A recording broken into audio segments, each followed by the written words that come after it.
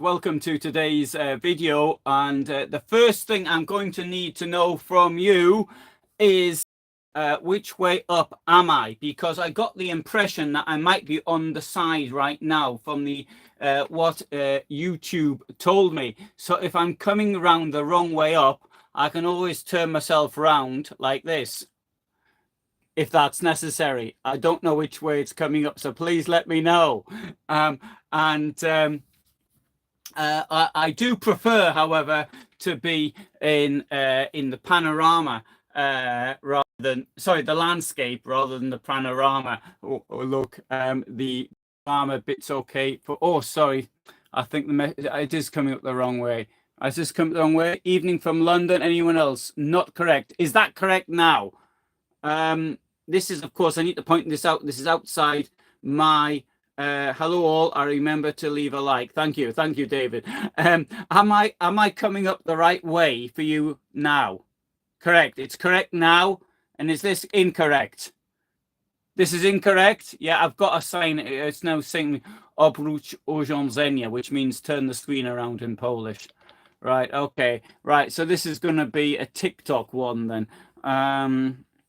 Which it's not my first choice, but anyway, not much I can do about it now. That's the way that YouTube has chosen to put this film outside completely of my my hands. Right. Today I want to talk about Belarus again. And the reason for this is that yesterday there were two Belarusian helicopters, an Mi-8 and an Mi-24, that came into Polish airspace. It turns out that the Belarusian army, all 15,000 of them, or whatever, are having some kind of a little jolly up on the border. I mean, an exercise, sorry. And so this had been actually sent to the Polish Ministry of Defense that said they'd be having a bit of an exercise up here. And during this exercise, two helicopters strayed into Poland for about 3 kilometers. And the big problem here is this a... first of all, the big problem is, does it show a... Thanks, Janet. Thanks, daughter. Yeah, I'll come up now, David. Is this a hole in the air defenses, particularly as some time ago a missile or part of a missile actually came into Poland, and it was found by somebody walking the dog or something like that, but it wasn't noticed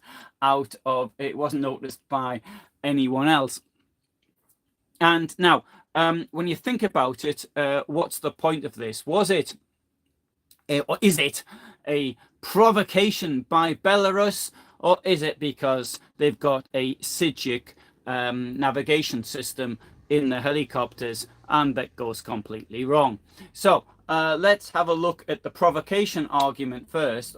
And I'd have to ask, well, what would the point of this be? Well, I think there can be a point, and the point of this, there's a number of points to this, is that if they, yes, a probing exercise, and just to see if there's any reaction, or to cause a reaction. Normally, if you know where the holes are in a defense, then you don't really want your potential opponent to know that you know where their holes are. In when was it, 1987? There was some German Matthias something over there, and he flew a little light aircraft all the way into Red Square, and he landed it in Red Square. And although he got arrested for it, they afterwards said they'd probably give him an award because he pointed out where the weaknesses were in their defense.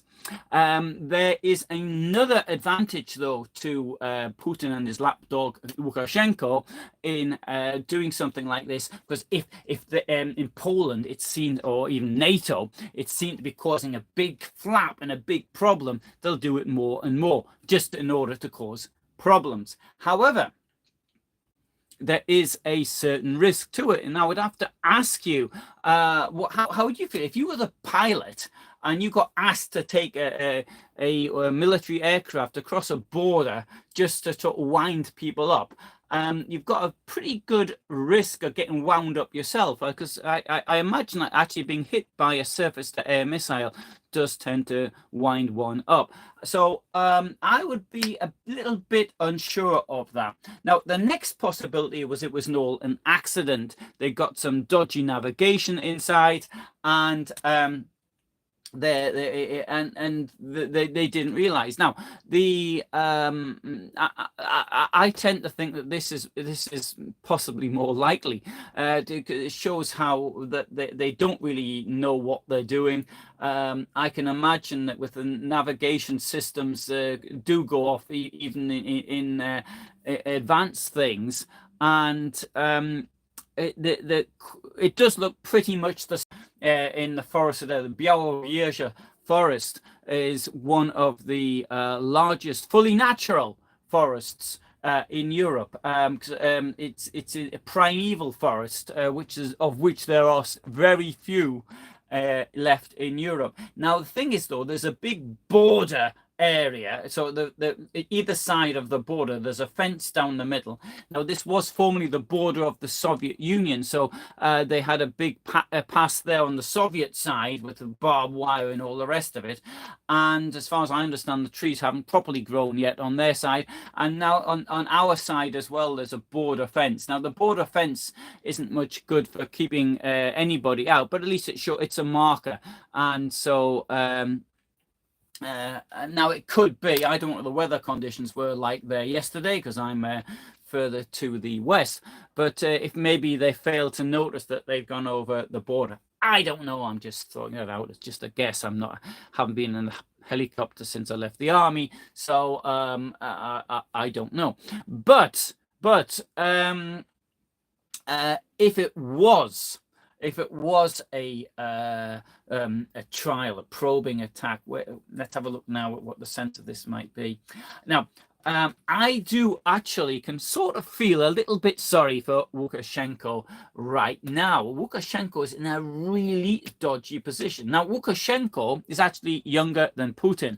It seems as though he's much older. In fact, because he seems to have been in power since the Emperor Hadrian was in power in the Roman Empire. But it's not the case. He's stayed there as a dictator. Well, he gets elected every so often. I actually knew someone, I don't know knew is the right word, I suppose I still got his contact with him, but somebody who was a parliamentary candidate about 12 years ago or 13 years ago in Belarus, obviously being a presidential candidate, and to help his presidential campaign he got arrested. But anyway, they didn't really have to arrest them because they just made the numbers up themselves. So how many votes Lukashenko got, so there wasn't much point in even arresting him when you think about it. Anyway, he had to flee the country, and I think he now lives, I can't remember where he lives in fact, so I won't make any guesses. But Lukashenko, what he's got is the situation that if Putin gets overthrown, who is going to look after him? Because Lukashenko, there is such a strong opposition movement in Belarus, unlike in Russia, where the opposition seems to be fragmented and quite weak. In Belarus, it's quite strong. But to make it worse, unlike in Russia, the death sentence exists in Belarus. And Lukashenko, I suspect, might be a candidate for it should he get overthrown. So he is in a difficult situation. And unlike Putin, who has a border with North Korea, Lukashenko doesn't have that possibility. Nonetheless, I mean, needs to be pointed out there were some people actually from the East Germany who managed to escape to North Korea. So maybe it would be possible. I don't know. Putin has started the war in Ukraine initially with Lukashenko's help. Lukashenko allowed him to use Belarus to start as a transit country, but only in certain areas. For example, it's only in the east of Belarus now. But he has allowed attacks from air attacks to come from the west. For example, cruise missile attacks are being actually launched from Brest-Litovsk. And in fact, the two cruise missile sort of landed relatively close to me. One of them actually was fired from Brest, and so which to me is only 6 kilometers from the Polish border, and they're launching missiles from there. I don't know why they're doing it from there, but I suppose there's a perfectly good it's perfectly good reason for it. I cannot see Lukashenko actually hanging on to power should anything happen to Putin at all. Without Putin, that's it, he's gone.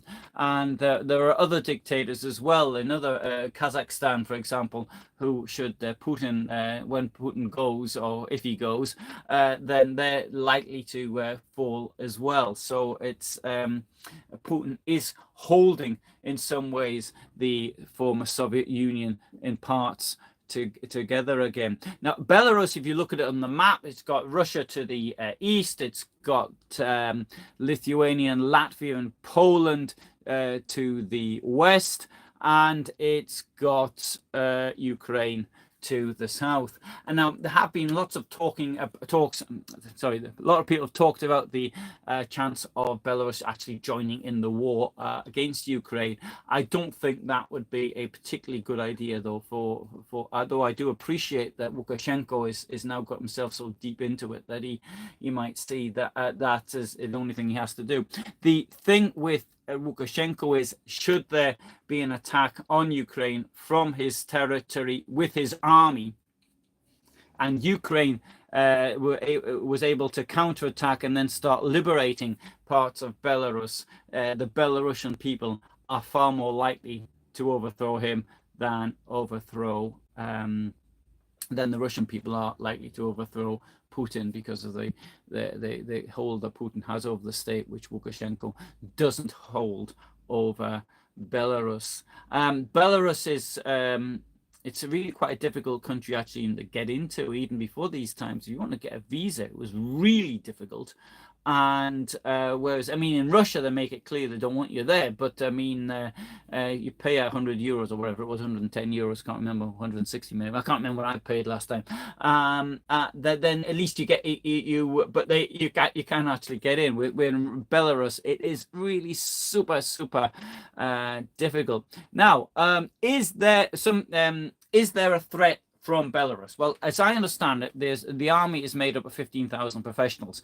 So that is not going to cause much bother to anyone. I mean, if they did threaten Poland, without NATO, Poland would flatten them. So there's absolutely nothing to worry about there, I think. Not only that, I mean, there's lots of talk about the war getting wider. Put this into context. If they cannot beat Ukraine, which is a country which militarily was much weaker than, well, maybe not all countries in NATO. I mean, there are countries in NATO which aren't particularly strong, but it's weaker than, I would say, a lot of NATO countries. Then they have utterly no chance if they start taking in other countries into this. So I imagine actually Lukashenko is possibly in a situation where he's pretty worried about this, and he's no doubt cursing Putin.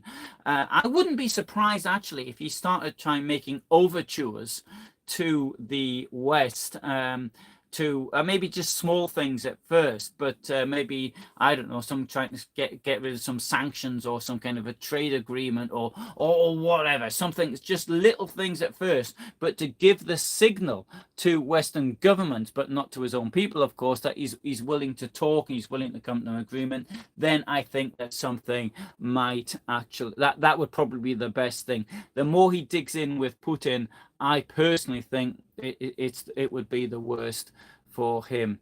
So anyway, there's my my idea. There's another thing I need to point out. Two more things.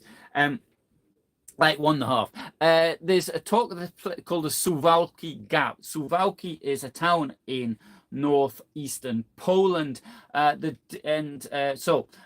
You've got Kaliningrad Oblast. That's an oblast is the word for an administrative area in Russian, and that is cut off from the rest of Russia via. If you want to go there from Russia, you either take the plane or you take the ship, which case you can go from Russia to Russia. But if you want to drive there, you're probably going to have to go through Belarus, and then you're going to have to go drive to either Poland or through Lithuania. And alternatively, a friend of mine who had went to Moscow, and he had to avoid Belarus, so he drove through the Baltic states to get into Russia that way. This is seen as being a weakness in NATO defenses. I mean, so there's this strip of land is about 100 kilometers or 120 kilometers thereabouts, and but to be quite honest, even if in a military situation, let's say that the Russians forced this open, the danger would be with the Baltic states to the north and everyone else to the south of it, then it could easily be closed like that. The Kaliningrad Oblast effectively exists thanks to the cooperation of the countries on its outside. If anything, a blockade of it was started. I mean, not that I'm suggesting that's a good idea, of course, but this would actually be closed it wouldn't stand a chance of survival. The next thing is these Wagner people who are there now. They seem to have gone on the holidays now to Belarus, having had the little excursion to Moscow was cancelled. And so whilst they're in Belarus, there's the worry about what they might get up to. Now, this whole thing seems a bit odd, to say the least, but there is this fear that they suddenly might come swarming over the border. And then what will they do? These characters are mercenaries. They're not okay. They probably showed themselves to be more effective on the battlefield than the rest of the Russian army did. But I think it's all very well when they're killing people in Africa who can't fight back because they haven't got weapons. But when we're coming up against people who will fight back, I personally don't think there'd be much use. Next thing it's been said is that because Prigozhin has this internet bureau which puts out these false videos and other stuff, this false information, then this somehow it's not so much them as a military force, but they're doing that anyway. And I mean, you can see they're quite active. I mean, I've noticed things myself, even on Polish Facebook groups. And so these Polish Facebook groups are where you've got this Russian misinformation. It's normally against Ukrainians, or Ukrainians having, for example, they forced somebody took them in, and then they've overtaken his house, and this poor old gentleman now has to sleep in the street. Things of this nature, which they are doing. But I personally can't see the Wagner Group as being much of a threat. Anyway, so let's have a look at some of the questions here. So good evening to London, and right. So the initial problems, and from Washington DC to daughter, and right, David, what's the status of Ukrainian refugees in Europe? It depends on the country. In most countries, they've been given more or less the same rights as locals, or with temporary, not as locals, but as EU citizens, for example, with temporary rights to work and anything else, residence and all the rest of it. So I think that I can say certainly in this country, I think they've been treated very well, and also in Germany as well. So we have seen a lot of refugees go back, but even when I was in Ukraine in last year in May, and not in March, but in May, there was probably more people going back than were leaving, because the mass amount of people who left, that was at the end of February, beginning of March, above all in the winter. But by May of last year, there was more people going back. There are more and more people are going back. I stayed in a house which had been a friend of mine had rented to house a number of families, but he actually closed it because everybody just went back. So that is it. Anyway, like Christopher writes, some Polish author needs to write a book about why the Poles didn't adequately arm themselves after the 1920 Warsaw victory. There was a Bolshevik war, it was called the Polish Bolshevik War, and so it ended. There was a major battle in Warsaw, which is often called the Miracle on the Vistula, at least that's what it's called in Polish. And I don't think it's much of a miracle. It was just a matter of the other side being overextended and fighting amongst themselves. The Polish army was forced back from the Dnieper. It had captured Kiev, and it was forced back to near Warsaw. Indeed, in some places, it was actually stood on the German border, and Battle of Warsaw in 1920. I mean, it was pretty brilliant, but it wasn't so much a miracle.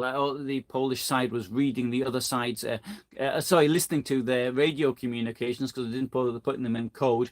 Stalin decided, who was commanding forces, he decided he was going to go off in one direction, and that was the whole thing. Sort of felt a bit. So it's not that from that. Why didn't Poland arm itself? I would have to say it did. I mean, Polish army was the fifth largest in the world in 1939.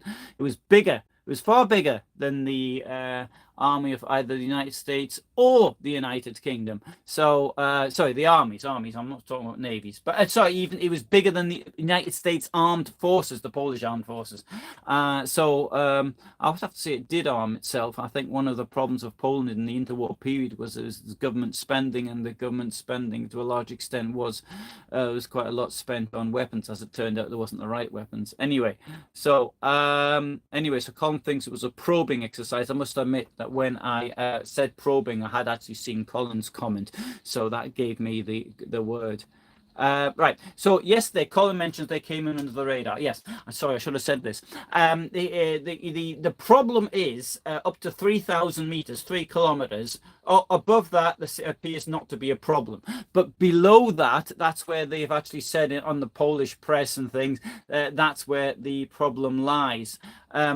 So they're coming in under the radar. I mean, I would have thought, though, with the exercise going on, that somebody would be out there with a pair of binoculars or whatever people do these days, watching what they were doing, not allowing to fly these helicopters in and out as they please. Both of these helicopters, if I remember rightly, are 1970s models from the Soviet Union. I seem to recall the Mi-24 being used in Afghanistan, though I'm pretty certain that the Mi-8, I think, is even older. I think. I'm not a helicopter person.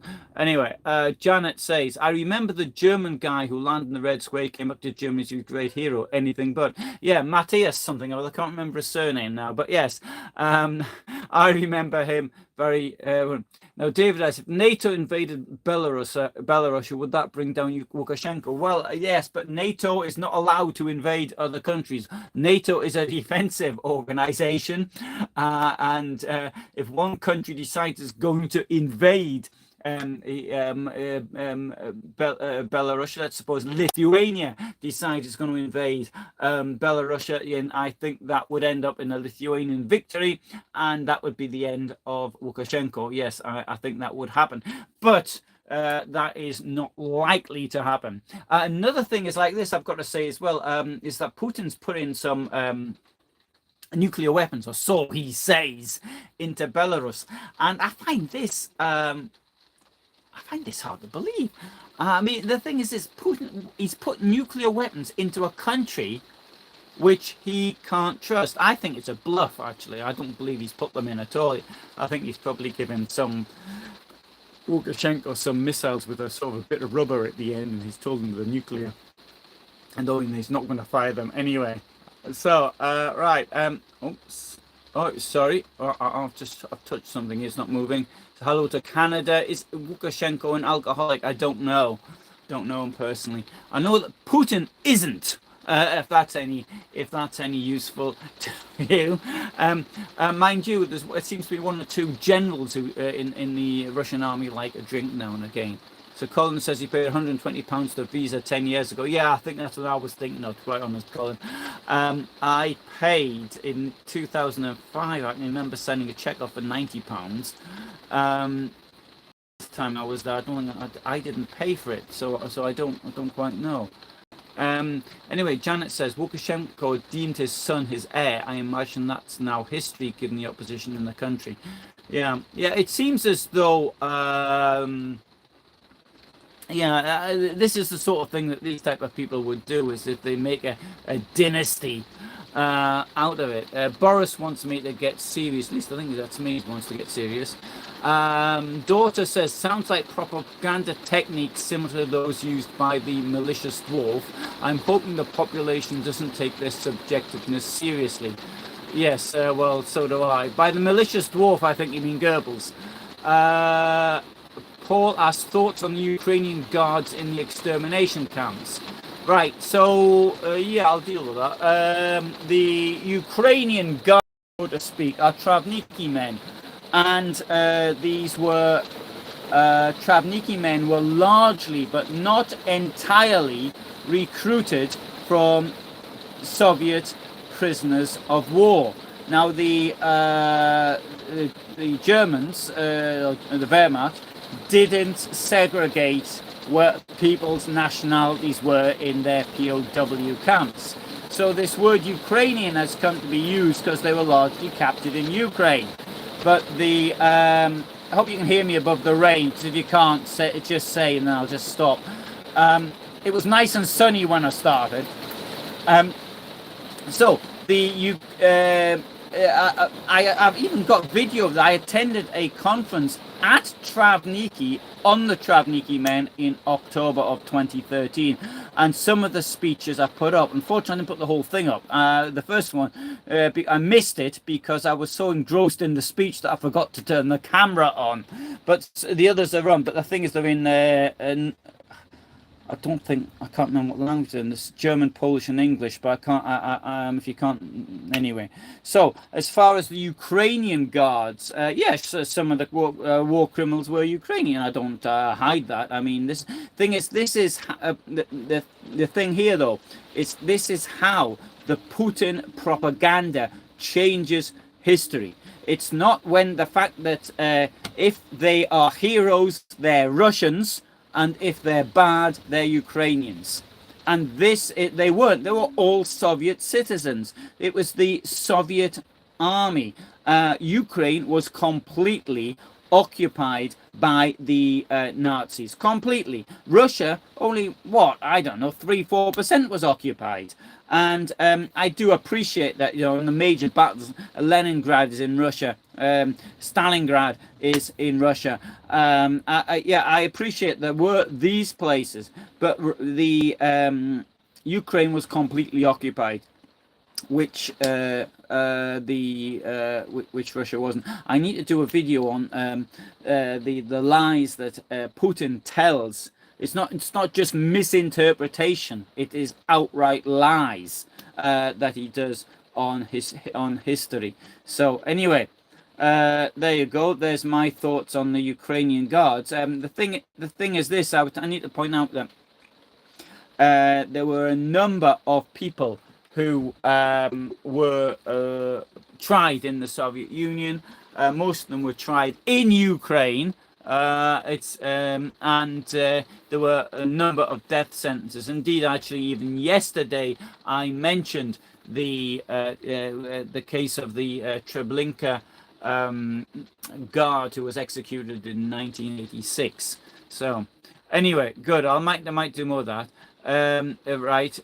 So Tim mentions Red Runs the Vistula is a very interesting read by Ron Jeffrey. I don't know it. I haven't read it, so I can't say.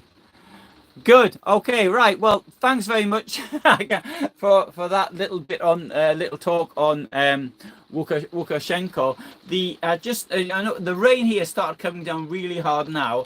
I walked back here about 10 minutes before it started. Lovely evening. I thought, great. It would be great to go out on the bicycle. I was at a friend's place, went down there, and I ended up sitting in her place for 2 hours. And then I said, I've got to go back now, because of the rain. And the rain, it just seems to change so quickly. It reminds me of being in Newcastle, which of course here is on the same line of latitude as Newcastle, but it's more continental, so you expect a little bit more the weather to be a bit better. Right, so Vegard writes, if he invades a exploding hockey pack to Alexander. Yes, well, we could hope. That's what we could hope for. So anyway, good. I think tomorrow, I said yesterday I would do something on Putin, but then I thought I really ought to talk about this today because it's sort of newsworthy. But what I do want to do is, I thought I might even sort of do a Putin in stages. Maybe I can take Putin up to the age of, I don't know, 18 or something like that, or 20 or something like that. See how it goes, and then I'd go that way. Yeah, Ian writes, Scotland has 4 seasons in one day. Yes, yeah, I think Scotland has 4 seasons in 1 hour, never mind one day. But I've certainly noticed that here more than I've noticed in the past. Maybe because this year's been it's rained more than it has rained in other years. Having said that, I feel I've got more to do work-wise, so I don't mind actually sitting in the motorhome and actually doing things. Whereas in the past, if I didn't get out on my bike and spend like 14 hours on the bike, I thought I'd wasted the day. So there. I have actually used this time though to do. I've done a number of videos, at least prepared them anyway, I've written them on things related to this area and at the beginning of the Second World War, the occupation. 1st of September 1939. Indeed, I've even done things related to the Nazi rule in Gdansk from 1933 and 1939, and what happened afterwards. Anyway, good. So I'll publish that in time. Thanks very much for being here with me today, and all the best from me in Poland. Thank you. And Ian watched a video of the wolf's lair and the rain was biblical. 32 degrees in Romania today. Yeah, I'd like to go to the wolf's lair again, actually. I suppose I could drive it in a day without any problem, but I don't know. Anyway, I'll see that maybe a bit later. Okay. Tim says, shame all those old buildings moved in Gdansk waterfront and turned into new buildings. You know what I did the other day? I got an old photograph from pre-war photograph. I was looking at how the buildings had actually changed, and because they were rebuilt, but sometimes when they were rebuilt, they couldn't rebuild them as they were. Look, I think then I thought, I don't want to do. I think the waterfront looks absolutely fantastic now, and as a person who sort of worked in real estate once, to me this is I mean, this is all above my level what I did, but I think it's really wonderful the way it looks now. It's utterly marvelous. So thank you anyway. So bye for now.